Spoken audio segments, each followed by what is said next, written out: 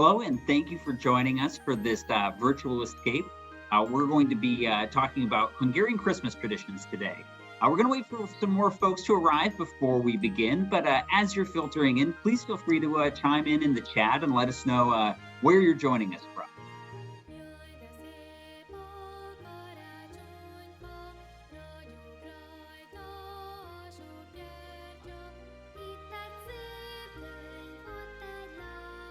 Oh, hello, Guy. Thanks for joining us from Oregon. It's lovely to have you here.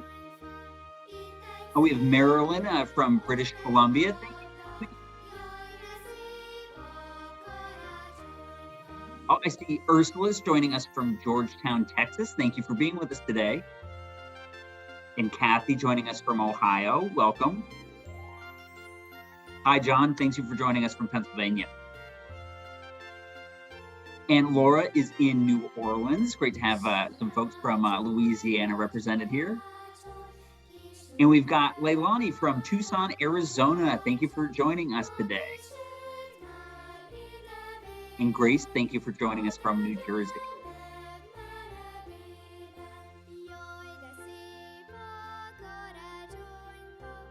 Robin, thank you for joining us from Ohio. Lovely to have you here.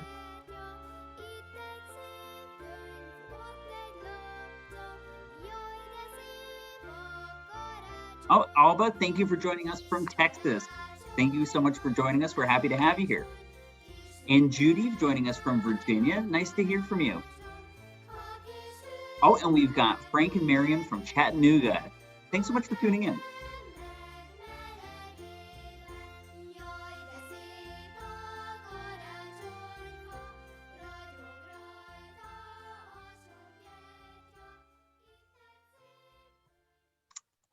Well, hello to all of you who have joined us today for this virtual escape, Hungarian Christmas traditions. We're so glad to bring you this installment in our Travel Talk series as we count down to the holidays. Today we are going to be talking about Hungarian traditions, and we are very excited to have you here with us. A few reminders for you before we begin, just so you know, we are using what is called a webinar format in Zoom today. So if you're joining us from home, we can't see or hear you. Your cameras and microphones are disabled, but we do want to hear from you. So if at any point during our presentation today you do have questions, please feel free to send them in to us. If you're on Zoom and you're looking at that, you can see there's a box marked Q&A on the toolbar, and you can send your questions in there. And to those of you who are joining us on Facebook, if you have questions, you can also type them in the comment section there, and we'll try to get to as many questions of yours as possible. So with that, let's talk about our agenda for today. So we're going to be talking about a number of different aspects of Christmas in Hungary. We're going to be talking about traditions, local celebrations, and of course, favorite holiday foods. But from there, we are going to be moving into the highlight of today's demonstration, or today's presentation, a cooking demonstration where we'll learn about making a sweet that is called Szaloncukor. Then we'll talk about a few ways that you can experience the holiday season in Hungary with go-ahead tours before having a dedicated question and answer session with our guest today. So with that, it is my pleasure to introduce you to our guest today. Beata, can I ask you to introduce yourself and tell us where you're joining us from?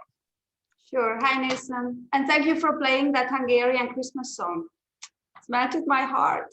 So I am based in Europe, so as you know, I'm a little bit ahead of time. So good morning for a few of us, or good day, or good afternoon. Here it's good evening. And I am in a small country, but in Europe it's middle-sized. Hungary, in a capital, Budapest. More precisely, I'm in my working place, which is a cake shop with a cafe and a bike rental service. So I am here full-time as my business, I'm running it, and I'm also a tour guide.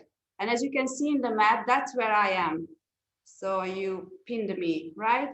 So Budapest is in the middle of Hungary, and as you can see, or you cannot, but Hungary is a landlocked country. It's in the central eastern part of Europe with 7 neighbors, which could be quite good, but the funny thing that we cannot make ourselves understood with our neighbors because our language is very special. We speak Hungarian language, which has nothing to do with languages around us. So while the Slovakians on the north can understand the Croatians on the south, the Austrians speak German, but we don't understand them. Romanians, we don't understand the Ukrainians neither. So it's a frustrating situation here.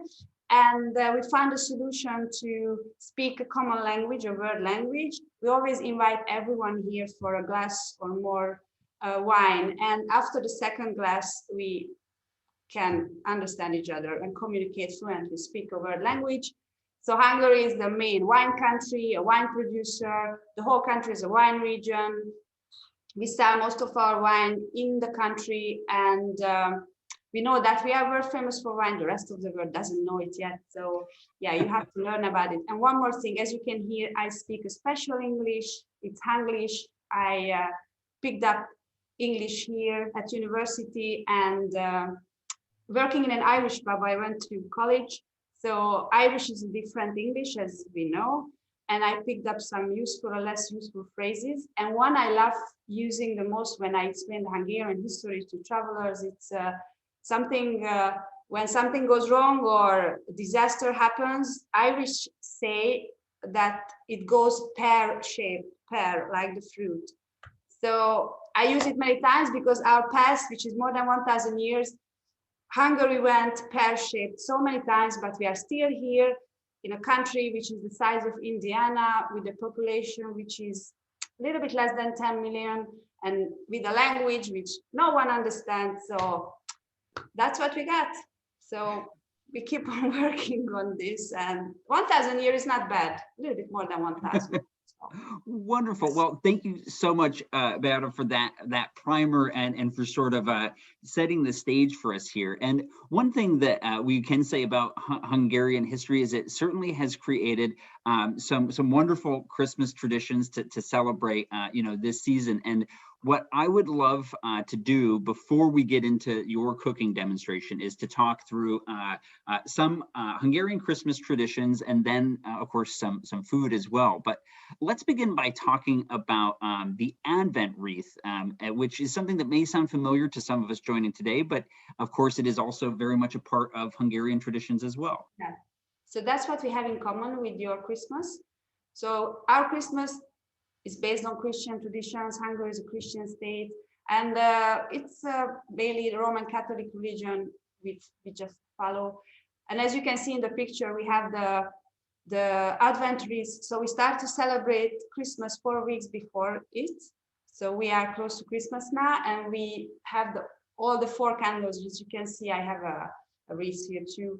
They are all lit up or should be lit up, and I'm not sure if most of us know the meaning of the candles, but if you know them, you can really understand the purpose of Christmas, which is not necessarily about hunting for presents and being frustrated because you couldn't find something or you are always pressed by time. It's more like a spiritual warm up for Christmas. So the 4 candles symbolize the following thing: love, peace, happiness, and joy. So that's, I think, we should practice more in the future if you forget about it this year. So it's more about relaxing and slowing down and enjoying each other's company and life itself, because it's beautiful. So Advent season, it's on. We have Christmas markets all around, and that's a very traditional thing, not just here, but as you can see with the background, that's quite a nice setup for a Christmas market. Of course, we go there to do some shopping, but I think the most important thing to spend time with your friends and family. It's rather about drinking and eating that we love repeating every day. 30, how many days we have? 365 days a year. And back to this setup, once you are here in Budapest, because if you have not visited us, you should, because this is just one of the main landmarks of the city. It's the largest Roman Catholic church. It's named after our first king, Saint Stephen. It's called Saint Stephen Basilica. Just in a nutshell, he was the first king of Hungary, and he was the one who introduced here Christianity. Hungarians had their religion, our ancestors. And when Stephen was the king, by forcing the Hungarians, because you have to know about us, we are very stubborn. So our ancestors said no to Christianity. We are happy with what we have, but Stephen said yes, because it's a way to survive and stay alive as an independent nation in Europe. So by forcing sometimes the pagan, stubborn Hungarians, we accepted Christianity. In the year of 1000, it was done, we were born, and this church is named after our first king. So once you are here, you can visit the church. Inside is more beautiful than outside. So Christmas markets are all over, and it's until the end of the year. So that's what we have in common with you probably. But I think we have a few things which is different here. So if I can, yes, the next picture shows you. We all know the man on the left side, of course, but Santa has nothing to do with Christmas here. He comes here earlier in December, which is very good because he brings presents. So we got presents twice. At Christmas, we have little Jesus who brings the present and angels. We have an angel here. I'll show you quickly. So angels like this, yeah, with the bells. So they bring the present, the Christmas tree, and Santa is here on his name day, which is Saint Nicolaus Day on the 6th of December, because we celebrate his name days too, not just birthdays. So what he does here, I think he has a lot to do in the world. So to get to the US by the 25th, of course he has to work here, okay, because there are many kids here too. So what he does, he brings presents during the night of the 5th. And what you have to do, especially like young kids, you have to polish or clean your shoes, put to the window, close the curtains, and wait. So next morning when you wake up, you should find some small things, very simple, like chocolates, like candy bars or oranges or tangerine. If you were a good kid, if you were not that good, fewer presents or nothing, it's a warning message that you should be better next year or better behaved. And when I was a child, I remember it was in the 80s. It was a different political system, the communist system. Being a kid, it was super cool, fine. We didn't really realize what the situation was. But there were not many things that you could not always get what you wanted whenever you wanted. So you could, or Santa could easily please a kid with a piece of orange or bananas, because those were something rare. You could hardly find them every day in the shops. So I remember getting always tangerine, piece of chocolate, and I was happy. So financially, it was much better for Santa, right? Because he didn't have to spend that much. Nowadays, it's more difficult. iPhones and laptops, yeah. So that's a different story. So Santa is on his name day, Saint Nicolaus Day. And our next, another celebration earlier in Christmas is the 13th of December. It used to be a bigger day or more important in the time when Hungary was more an agricultural country. We are going back to that because Hungary is an agricultural country, used to be. But after the Second World War, we became part of this communist bloc. So we became industrial country because the Soviets, we had to copy the Soviet model. But back then, before the Second World War, this day, St. Lucy's Day or Santa Lucia, it was more important for small communities on the countryside, because that used to be like centuries ago, the day, which is today actually, before this today calendar was introduced, that had been the day with the longest night and the shortest day. So that's why it was full of things like people were very superstitious. They wanted to protect their household from the bad spirit. They wanted to find in the community who the bad witch was. So this thing happened, and they were fortune telling in different ways. They wanted to foresee next year harvest. There is one just an example what they did to see how what the harvest will be, good or not. They planted wheat seeds on the 23rd in a small pot soil, and they were waiting, of course, if it could grow or not. And by the strength of the wheat grass, they could foresee their next year harvest. Sometimes I do this if I don't forget, because I think I love these traditions. But as I said, it was more alive in the time of my grandparents before the Second World War. But slowly it comes back to, I think, fashion again. So St. Lucie is 23rd of December. So these two things I think is different, or maybe you have not heard about them. And also there are a few different things how we and what we do during the Christmas period. So 24th, 25th, 26th. Our most important day is 24th. And we have the Christmas tree, as you see in this little box. This is a candy, which is actually a Christmas tree decoration. And that's what I'm going to show you after this little presentation. And 24 is the most important day with the family dinner, with giving the presents, with decorating the tree. So imagine you have to do so many things one day because people sometimes worked in the morning on 24th. It's Christmas Eve. So you started the day with looking for the stand for the Christmas tree. No one remembered where they put last year. Finally, you found it. Then you had to stand the Christmas tree to the right position because it's always stands like this, of course. And then you had to decorate it. You had to clean the house. You had to wrap the presents. You had to be ready. You had to cook the meal, which is the most important meal. And by the end of the whole day, when it was about happiness and joy and peace, everybody was angry and we quarreled a lot. And we had to really wait a little bit, share a glass of wine, eat something to cool down and enjoy Christmas spirit. So as you can see in this picture, this is a moderately decorated Christmas tree. The most important decoration is the one that the little boy is holding. It's a candy bar wrapped in different color of shiny paper because it's a Christmas tree decoration. And it's edible. That's the most important thing. So imagine how good it is when you're already after Christmas, but you're looking for some sweets you could not find, but you go to the Christmas tree, you check the papers because some papers, we leave the papers on even if they are empty because it's a decoration. But who cares? If you nicely, fold it back, it looks like as if it's full, but no.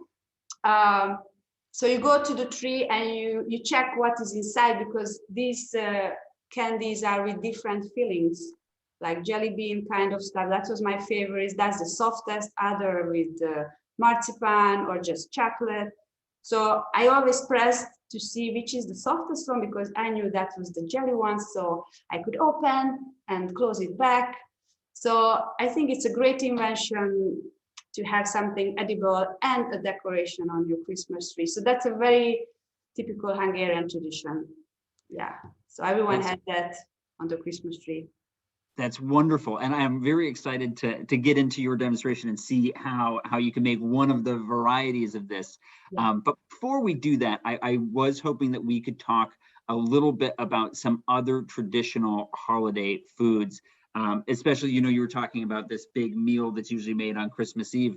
But can you just walk us through some things that would be typically eaten or drank during Christmas time or winter time in Hungary? Yeah. So first of all, Hungarian cuisine is it's not the healthiest one, but we don't care because life is short. So we enjoy it. So what you see here, I mentioned in the beginning, wine, but it's a special wine. It's a sweet wine. Because we season it with spices and sugar. It's the hot wine, the mulled wine. Maybe you know it, of course. It's a typical drink during winter time, not just at Christmas. So you can make it from red or white, but the most important thing that you still have to enjoy the alcohol in the wine. So what's the point of drinking wine with no alcohol? So how to achieve it? You should have to just warm the whole liquid and don't boil it because if you boil it, the alcohol evaporates. So you have to just keep it warm and sip it. It has to be warm, but with a little bit of wine and alcohol, you could feel it. So that's something that warms you up. Usually we drink it when we are outside at a party or Christmas market. And as I said in the beginning, we are a big wine country. So we usually make it from white wine because we are mainly a white wine producer region of Europe. not as done as Spain or Portugal or Italy. They are more famous for red wine, but you see red is working fine, red or white both. You should use middle quality wine, not the lowest one, because why to poison yourself, and not the very, very expensive one, because you're gonna put sugar in it. So, but okay, quality wine, that works fine. So that's, wine is, anyway, it's a typical drink here with the Christmas meal. And Hungarians love eating soup in general. And this fish soup you can see in the picture, it's very typical at Christmas. But as I said, we are a landlocked country, so no access to the sea. Our closest sea is the Adriatic, where Croatia is, and Italy on the other side. So what we have here, it's mainly fish from lakes or rivers, but this kind of fish have many fish bones, and it's very difficult to enjoy eating it because you always have to stop and look for the fish bones, and they are very small and sharp. So because of the discomfort of eating fish, this kind of fish, we don't consume much of them, although it's a very healthy stuff. But at Christmas and wintertime fish soup, you see a piece of carp in it. Usually we put catfish, mixed fish, and the color is important because maybe you can find out because you see around the bowl some pieces of paprika. So we start to cook with the paprika, and that gives a deep dark color to the food, and also a deeper, stronger taste that I cannot demonstrate, but you can believe me, it has this smoky, full body flavor. So that's our national spice, paprika. And the second dish, it's not a must, so each family is different, but that's a traditional dish, stuffed cabbage. If you travel to Greece, or you have a Greek background, maybe you know the dolma, which is similar thing. So grape leaves rolled up and filled with meat. It's the same with cabbage. Meat and rice and spices are mixed, rolled up. So you cook a huge pot full of these little bags of cabbages. And so that's the easiest. It's not so easy to make it because it takes time. So you make hundreds of this in a big pot. But once you're done, you don't have to go to the kitchen for a few days.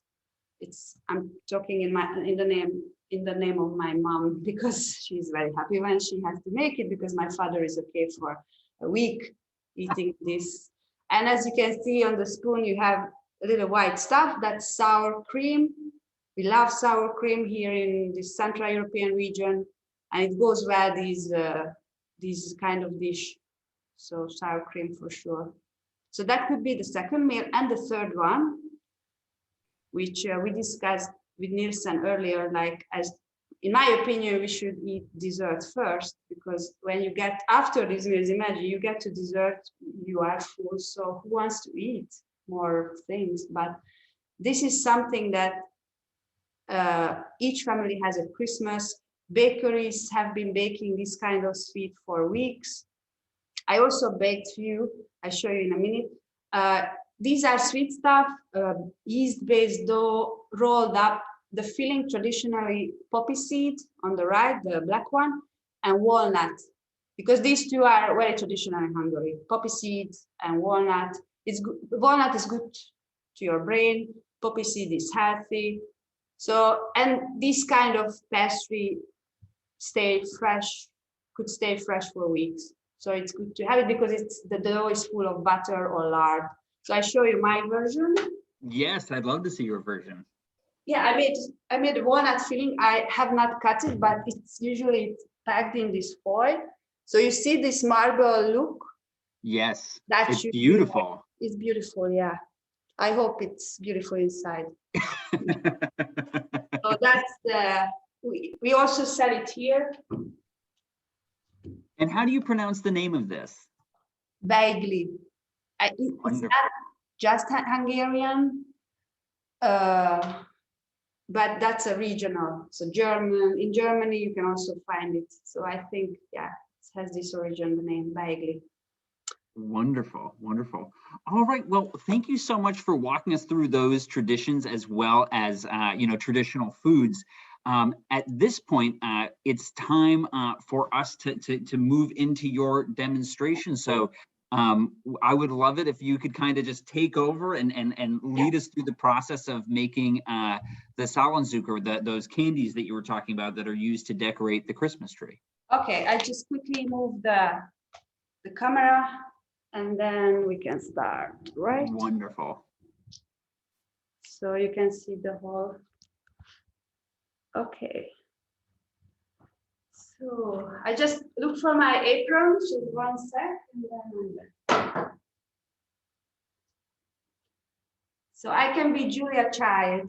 First time on TV live. Okay, so it's a quick demonstration, and what we are going, Szaloncukor, 2 words together. Salon means in French, I don't speak French, but salon sounds very, I think it's a French word. Salon is the main, like, living room. When you enter a house, you have a big house, and that's where traditionally the first Christmas trees were placed back in the late 1700s. So salon, the first word, cukor is sugar. And so it's named after the place where Christmas tree was placed. And this is the candy that you can hang on the tree, okay?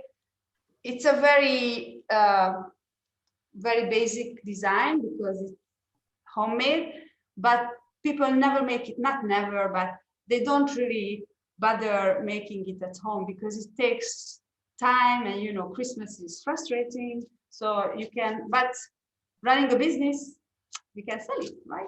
So I have a freshly made red one. They are not with the ribbon to hang it, but, and they're very pretty though. Sorry? They're very pretty. I love the wrap. This is a simple foil. How do you call it? Alfoil?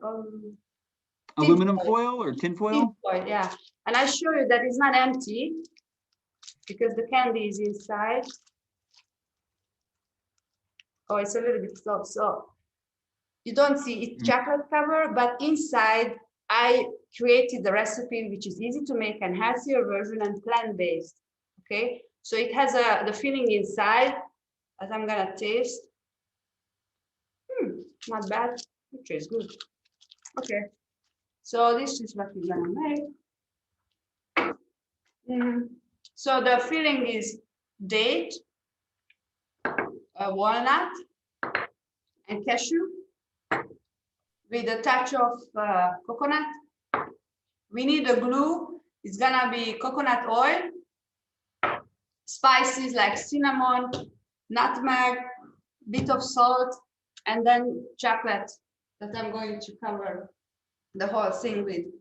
So what we are starting with, there's gonna be a creamy part and it's gonna be a crunchier part, and we're just using a blender.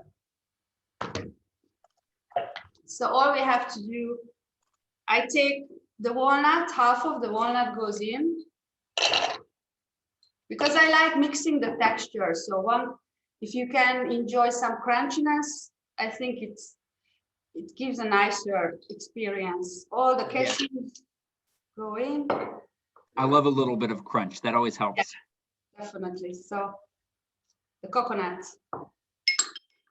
And I always put, if you make desserts, use salt always, because if you put salt and sweet, that emphasizes or gives more sweetness to the dessert, okay? So a pinch of salt, and then you mix it.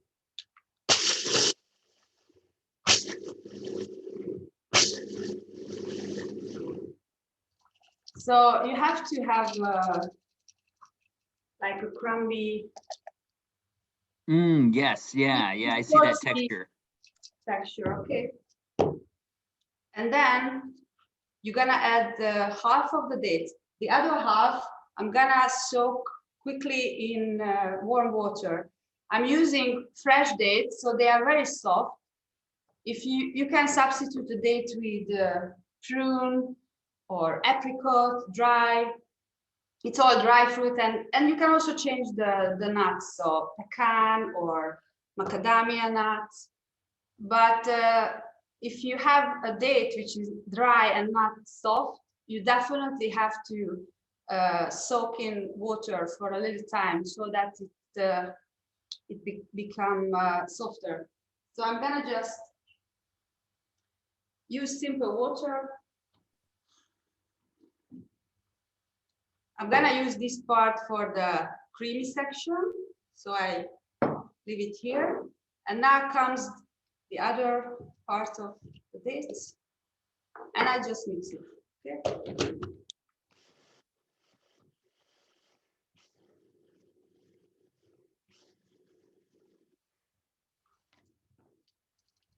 So you need glue. Glue is basically the date because it's full of sugar. It already has this moisty texture, and coconut, because it's plant-based.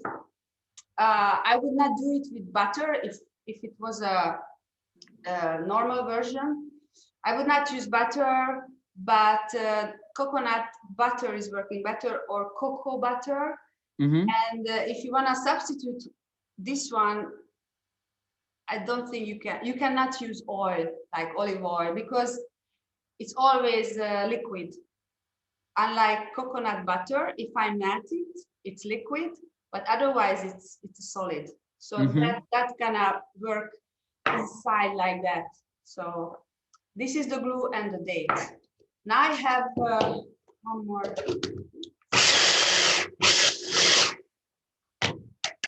So I have the crunchy part ready. And I show you. So you can already work with it because, as I said, the date is like a glue. So I need a texture which, if you pinch and you just squeeze, it stays together. Oh, yes, it does. Yeah, but it's a little bit crumbly. Sure. That's the crunchy part. But if you just want to make quickly some snacks for yourself, and not about this Christmas sweet, you just mix something like that, and it's healthy and it's very sweet. So just one bite is enough, and you can keep in the fridge. It stays fresh for long. So now comes the creamy part. I still have walnut left. So I put it in, and I'm gonna season it, and I have to melt the butter. So I have a stove here, or a heater, and I bring something to melt it.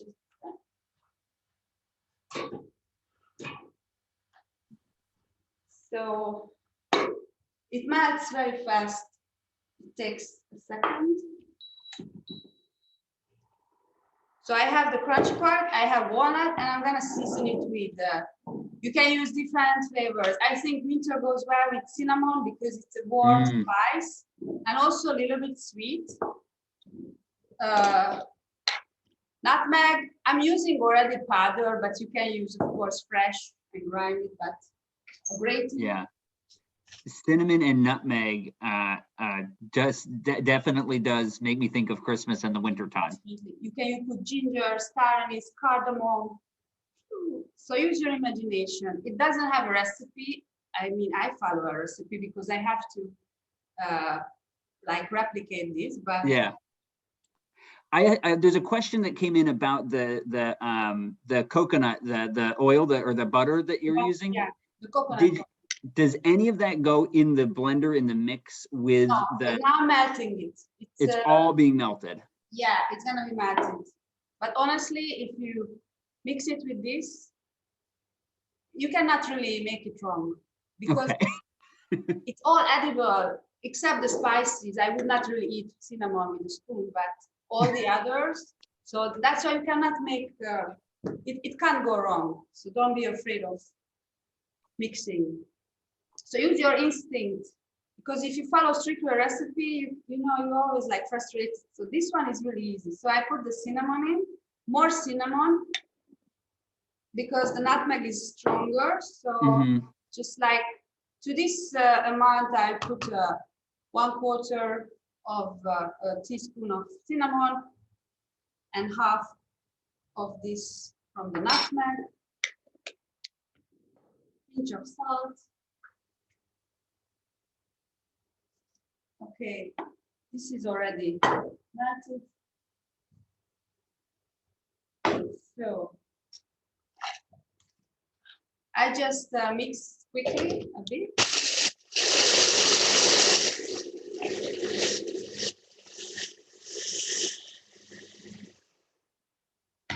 So this part is creamier, and I'm going to grind the walnut or whatever nuts you are using, or you will use smaller bits.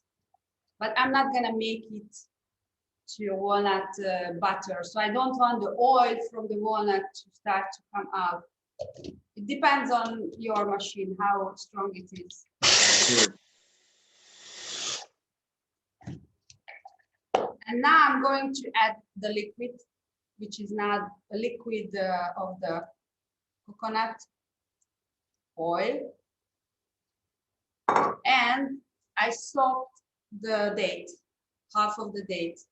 But I said mine was already soft, but it's even softer. And I'm not gonna pour out the water because I'm using water, because with this, the water where the date is soaked, that's gonna help me to bring the whole texture into balance, so that it will be not too runny and not too hard. And I'm not using a sieve or anything, I'm using my hand. I take this out, I let it drip a little bit, and then in it goes. The smallest cup are found, so not so easy, but yeah. So I have this one, and now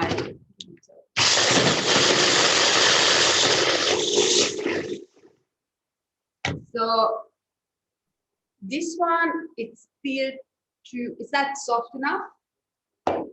And I heard the machine was kind of having trouble mixing. So I'm gonna add, just by instinct, first, I'm always adding just small, like teaspoons of water until I reach that desired texture. Mm-hmm. So let's say, yeah, it was a tablespoon, not a teaspoon, but fine.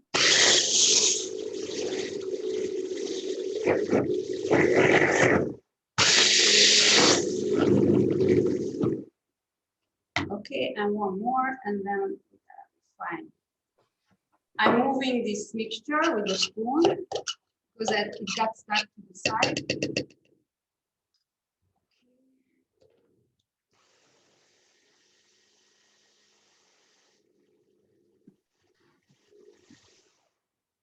And we are done. So I have, let's say, a kind of course like sandy beach. Yes. And I have a muddy beach.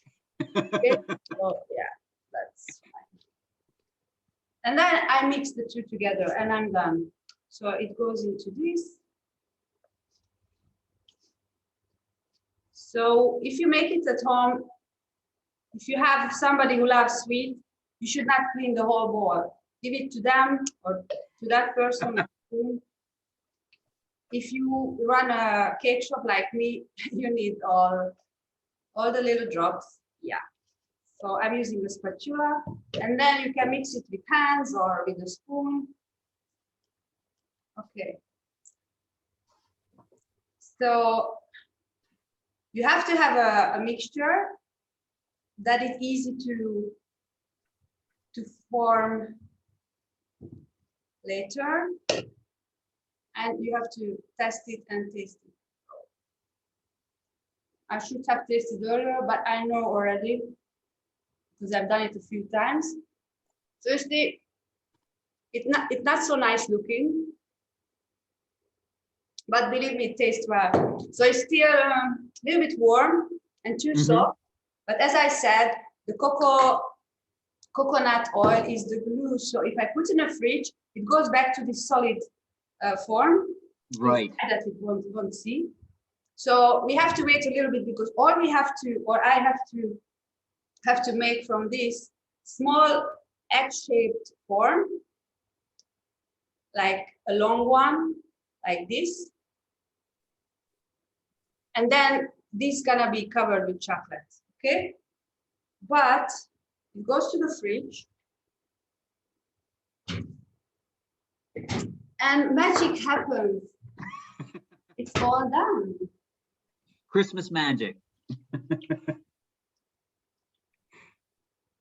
I was always jealous when I saw cooking shows, like it was in a flow, like everything was done already, although it takes a few minutes to cool down, but I have to already cool down, prepared in a shape of, you see, it's a egg shape, an oval, not a ball, but you can make a ball, it's fine. And I'm already melting the chocolate because now I'm going to cover it with chocolate. And so I have melted chocolate. Since it's a plant-based recipe, it means that it doesn't have animal products in it. So no dairy. That's why we are not using butter. We are not using cream. And the chocolate has to have a high cacao or cocoa content. So more than 70%, because that means it doesn't have milk powder. So you have to check the label. So if somebody follows a diet like that, definitely don't use milk chocolate.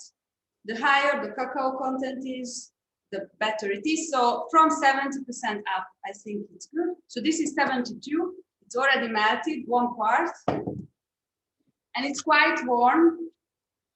You can use your finger to check the temperature. And then you lick your. Of course. So I cool it down with like 2/3 was melted, 1/3 not. And I'm just gonna mix it with a spoon. I have a quick question for you. With if you're chilling the mixture at home before before you shape them into those egg shapes, how long do you leave that mixture in the fridge to cool? So you can put in a freezer if you are pressed by time, but it really depends how cold your fridge is. I think by the time we finish, that's gonna be ready to form. So I check yeah. So imagine you drop it in. So I would say mine in this small quantity, that would be 10, 15 minutes, 20, kind of more, not more. Great, thank you. So once you have your chocolate melted,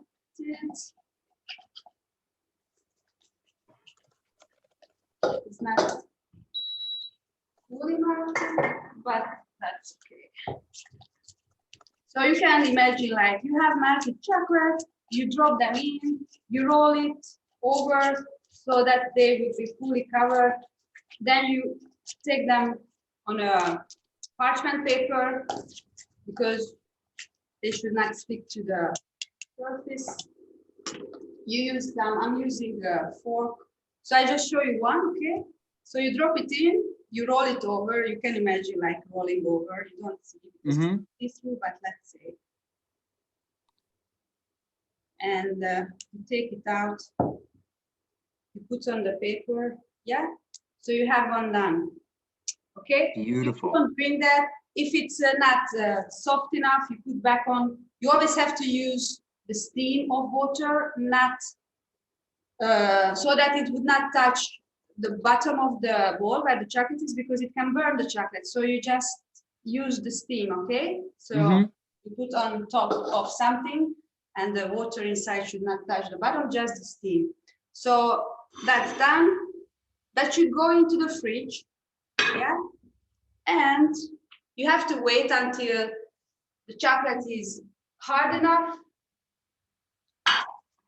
But as happens on TV shows. Look at that. Okay. So they are done quite hard. And how we achieve this final version that I showed you in the beginning. So you can use different papers. I'm using the red one now. The white part is a simple parchment paper, or you can use simple tin foil. I use the tin foil. And very important part that this end should be, what do you call it, fringed? Yes, fringed, yeah. Fringe. So you have scissors and you just cut it. So you put it down, the tin foil is the outside part. So you use the parchment paper, you put it to the side in the middle, and you start to roll it up.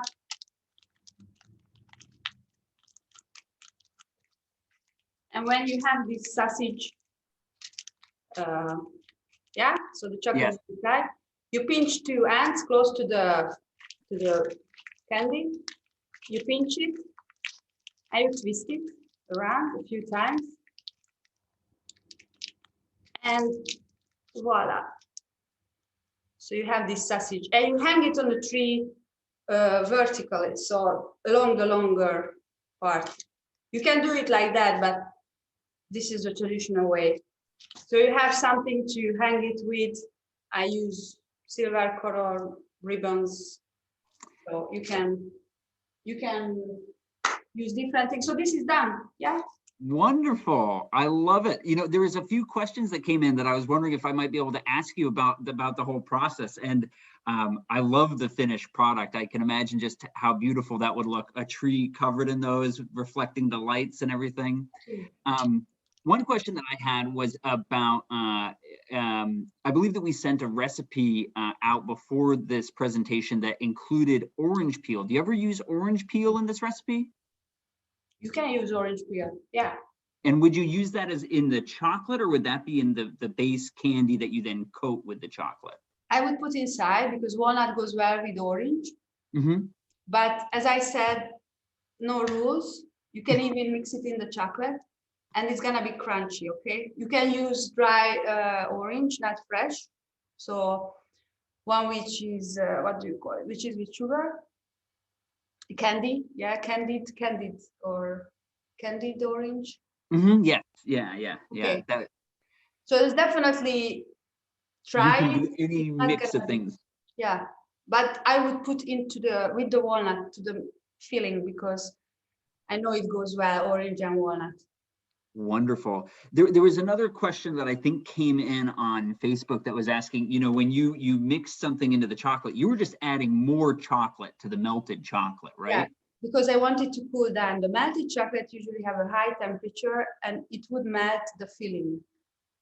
So once you drop something into a hot liquid, and if you are not practiced enough, so to roll it quickly and take it out, it could melt the filling, so it could lose its shape. That's why I am using a bigger amount, which is melted, and cooling down with stirring in a smaller amount. And also with this technique, what you don't see, I'm changing the crystal texture of the chocolate, which should give this nice shiny look with the kind of crunchy taste. So I'm not sure if you've seen, you know, chocolate bar with a little bit of moldish surface or white. Yeah. It's not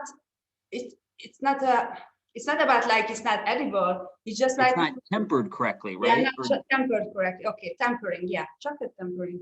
So Nielsen is an expert. Wonderful. So you know, this is a really wonderful comment. Someone actually typed in and said, "Love it. I will start this as a Christmas tradition." So thank you so much for sharing this with us. It's such fun, especially for kids. You know, you know, having that on the tree and then feeling it and trying to feel what the filling is like. I love that idea. But tell the kid that they have to take out the candy, but then nicely fold back the paper, yeah? Because you need to leave the decoration. Yeah, it should like as if it was full. Wonderful. Well, with that, what we would love to do is take a moment to talk about a few of our itineraries that you can join us on to travel to Hungary, and then we're going to open it up for more questions and answers. So if you're joining us on Zoom, please feel free to write more questions into the Q&A box. on Zoom, and if you're on Facebook, you can type them in the comment section. But I'm going to take a moment here and just walk through a couple of different options that are available to you if you would like to travel with us to Hungary. So one option that we have that is very popular, and Bea mentioned this before, but Budapest has a wonderful Christmas market and a Christmas market tradition. So you can join us for the Christmas markets of Budapest, Vienna, and Prague. On that tour, you will begin in Budapest, then continue to Vienna and Prague, and then there's also the option for a Salzburg extension. We also have another Christmas markets tour, the Christmas markets of Eastern Europe. This one also begins in Budapest, and then you would travel to Vienna, Prague, but also enjoy Krakow and Warsaw with the option to extend your stay in Berlin. Now, if you're traveling outside of that time of year, or if you aren't going on one of the Christmas markets tours, we also have our classic Budapest, Vienna, and Prague tour. This tour follows a similar pattern where we start in Budapest, then go to Vienna and Prague with the option for Salzburg. But of course, if you're going in June, you wouldn't have the option to go to the Christmas markets, but you can still experience these incredible cities. We also have a tour of that's the highlights of Eastern Europe, in which you will begin your stay in Budapest, then go to Vienna, Prague, Krakow, and Warsaw. So we have a number of different options for you that take place throughout the year. Of course, if you're going around Christmas time, you might want to consider going on one of those Christmas markets tours where you'll have that opportunity to experience those Christmas markets, the mulled wine, and the wonderful company that you have with friends as you're enjoying those excursions. Now, with that, I do want to open up for our last 10 minutes or so here to talk, to take some questions. Bea, let's see what questions we have had asked. Okay, so it says, okay, so with a very cold fridge, can the candy be left for 5 to 10 minutes? And if you don't have as cold of a fridge, how long should you leave it for? Do you think 20 minutes would be enough, or? Okay, the way you have to test it. So you leave it in, and then you see if it's still soft or it's hard. It has to have a texture so that it would be easy to take a teaspoon of the mix out and roll it between your palms. So it should not be too soft. So it really depends how easy for you to make this process. So if I say 10 minutes and your fridge is super cold, like mine on the very bottom, it's a freezer, although it's a fridge. So I know if I put something there, it cools down very fast. So once you know your fridge, but let's say you put it in normal freezer, you leave it there for 5 minutes, you check. If it's too soft, you take a little teaspoon out and you try to form it. And then if you find it too soft, you put it in back and wait. So that's, I would say, start with 5 minutes and then check and then put it back, take it out. So it's really about that texture that you want. You want it to, yeah, it's up to you. Solid. Yeah, it's up to you if you can work with it or not. If you have cold hands like me, for a pastry chef like I am, it's good to have cold hands. And my mom always used to say, like, cold hands means warm heart. So you see? Yes. Let's see. So I want to, if you do have more questions for us, please submit them using the Q&A function. So it's on the toolbar in Zoom. Please send any questions you have for us there. If you're joining us on Facebook, you can also submit your questions in the comment section there. Bea, as we wait for some more questions to come in, I thought I might actually ask you, as we were preparing for this session, we were talking about Santa Lucia or St. Lucy's Day, and there were some other traditions there that I was wondering if you might be able to talk about. There's one that I thought was really interesting, which you alluded to. You're talking about sort of fortune telling. Can you talk about this tradition of the dumplings and trying to figure out who your future husband might be? Yeah, on the 13th of December, like young girls used to get together. It was the St. Lucy's tradition, Lucia, and to find out the name of their future husband, they wrote male names on pieces of papers, they fold it, and they made dumplings, so edible things, but they put this paper inside. Each of them had one name inside. And they started to cook the dumplings, and the dumpling bumped to the surface of the boiling water first, had the name of your future husband, or hopefully the only one, but the first one for sure, because usually young, like girls had this tradition. So yeah, that's something that we can still practice. Who knows? Yeah. Well, I love the idea that you said that this isn't as common of a tradition now, though it's more of something that was done longer ago. Yes. Yes. So that goes back, as I said, to the time when, that's the question, the agricultural thing, or no? Yeah.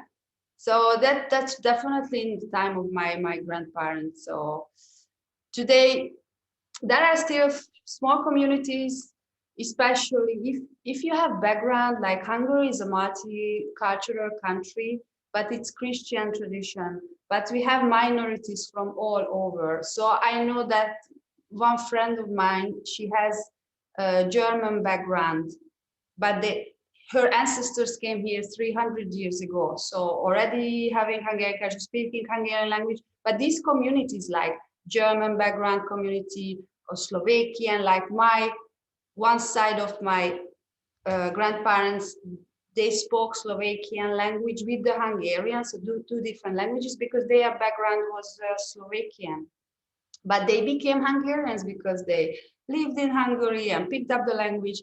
So I said, like, our history was always like collapsing and rebuilding, collapsing, rebuilding. So that's why our whole society is so mixed. So many minorities live together, speaking the common language, but still keeping their tradition and their background. So I know that this friend of mine with the German background, they still keep traditions that community had, and they have this kind of fortune telling gathering, and before Christmas the girls comes together to bake traditional German Christmas things. So yes, so Hungary is a very interesting country. We think that we are unique and the only one in the world with this tradition, and once you go to Slovakia they say the same thing. Once you go to Czech Republic they also say that they are the one, that it's so special. And then, you know, as I said, we sit at the table with a glass of wine and we agree on everything. So that's the trick. There was one more thing I wanted to ask you, which was, you were talking about Christmas Eve and how everything sort of happens on this day. People are decorating the tree, putting the tree up, cooking this big meal, and doing all of these things, and sometimes even working in the morning as well. After all of this, as a country that has a lot of Roman Catholic people, do people then, after doing all of that all day, then go to midnight mass? Yeah, we have a midnight mass. So we always trying to go. We promise each year, but my parents fall asleep very fast, so we don't force them. And that's always the big promise and very weak result. But yes, people tend to go, but the practicing religious community is getting larger. But one thing you have to understand, that the situation we were forced to stay in and accept it as a new system after the Second World War was the communist system, ended in the early 90s. So during that more than 40 years of different political system, that system didn't really support Christian traditions. So they let people go to church, but they control the priests. So more people give up, because once you believed in the communist system, you had to deny the existence of other higher powers. So that didn't really help these little communities to like being active. But my grandparents were practicing religious, my parents, yes. So we have these traditions, we kept it and we still have. But yeah, midnight service or mass we have, and it's getting busier than it used to be in my childhood. So. Great, wonderful. Well, Bea, I want to thank you so much for joining us today and for taking this time to share some of your traditions with us. It's a really wonderful way to connect with folks. You know, that we all have, there are some things that are similar but different, and it's been a really wonderful experience for me, and I'm sure for our guests too, to learn a little bit more about your traditions and how you celebrate Christmas. Yeah, happy to share it. And I remember, like, last year we had similar things online, and I was very proud because a few of the guests online, they kept it as a new tradition in their family. So I was very moved and pleased. So it means a lot because, as I said, we are from a small part of Europe with something special, we think, and if you think the same thing, it's really a big respect. Wonderful. Thank you. Well, thank you for sharing. And to those of you at home, you know, if you've enjoyed this, if you enjoyed hearing about Hungary, please consider traveling there and visiting in person. That there's nothing quite like visiting in person to be able to truly experience the culture and get to meet the people.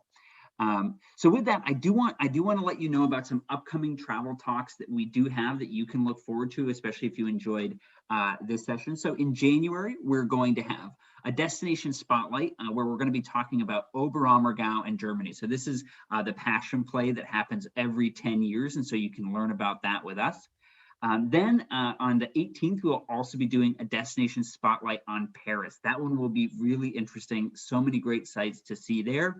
And then we'll have a very special session with some of our staff talking about our approach to responsible travel. So we'll talk about the things that we're considering as we travel and how we impact the world as we are traveling in it. Then in February, we're also going to be taking some time to do a destination spotlight on Turkey. So we'll be joined by one of our tour directors in Turkey to talk about traveling through that country. Then we'll be doing a virtual escape talking about Venice Carnival. So that will be a really fun one. Keep that on your calendar. And then we have a destination spotlight on Egypt. What an incredible destination. And we have been having tours there recently. So you'll be able to hear from one of our tour directors about, you know, traveling through Egypt and of course, what it has been like to be on tour in 2021. Then we have a virtual escape on Costa Rica, where we'll talk specifically about nature photography. So keep an eye out for that. You can always look for the most up-to-date information on our webinars by going to goaheadtours.com/webinars. So always keep an eye on that. Look at the dates and the different options that we have available there to register.